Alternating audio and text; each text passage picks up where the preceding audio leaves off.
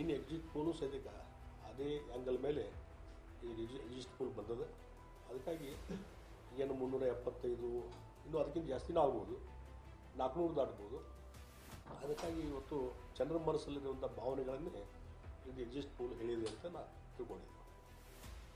ಅಂದರೆ ಈಗ ಕಾಂಗ್ರೆಸ್ನವರು ಅಂದರೆ ಇವು ಎಕ್ಸಿಟ್ ಪೋಲ್ ನಂಬಂಗಿಲ್ಲ, ಸುಳ್ಳು ಅಂದರೆ ಎಲ್ಲ ಕಳೆದ ವಿಧಾನಸಭೆ ಚುನಾವಣೆ ಸಂದರ್ಭದಲ್ಲೂ ಹೇಳಿದ್ದೆ ಬೇರೆ ಆಗಿದ್ದೇ ಬೇರೆ. ಪ್ರಿಯಾಂಕಾ ಅವರು sir last time exit poll ನಂಬಿ ಬಿಜೆಪಿ ನಾಯಕರು ಸೂಟ್ ಹೊಲಿಸ್ಕೊಂಡಿದ್ರು, ಉಲ್ಟಾ ಹೊಡಿತು ಅಂತಂದಿದ್ದಾರೆ.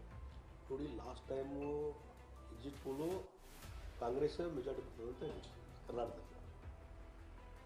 ಕರ್ನಾಟಕದಲ್ಲಿ ಕಾಂಗ್ರೆಸ್ ಬರ್ತದೆ ಅಂತ ಹೇಳಿದಿಲ್ಲ. ಅದು ಸುಳ್ಳು ಅಂತ ಕಾಂಗ್ರೆಸ್ ಹೇಳ್ಬೇಕಲ್ಲ. ಈಗ ಲಾಸ್ಟ್ ಟೈಮ್ ಎಲ್ಲಿ ಹೇಳಿದ್ರು, ಬಿ ಜೆ ಪಿ ಅಧಿಕಾರಿ ಬರ್ತದೆ ಅಂತ ಎಲ್ಲಿ ಹೇಳಿಲ್ಲ. ಅತಂತ್ರ ಆಗ್ತದೆ ಅಂತೇಳಿ ಹೇಳಿ ಎಕ್ಸಿಟ್ ಪೋಲ್ ಹೇಳಿತ್ತು.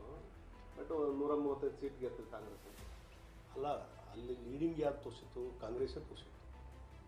ಹೀಗಾಗಿ ಇವತ್ತು ಈ ಎಕ್ಸಿಟ್ ಪೋಲು ಕಂಪ್ಲೀಟು ಫಾಲ್ಸ್ ಅನ್ನುವಂಥದ್ದು ಈಗೇನು ಅವರು ಸೋಲನ್ನು ಒಪ್ಕೊಳ್ಳೋ ಬದಲಿ ಒಂದು ರೀತಿ ಸಬೂಬು ಹೇಳುವಂಥ ಕೆಲಸ ಇವತ್ತು ಅವ್ರು ಮಾಡ್ತಾಯಿದ್ದಾರೆ.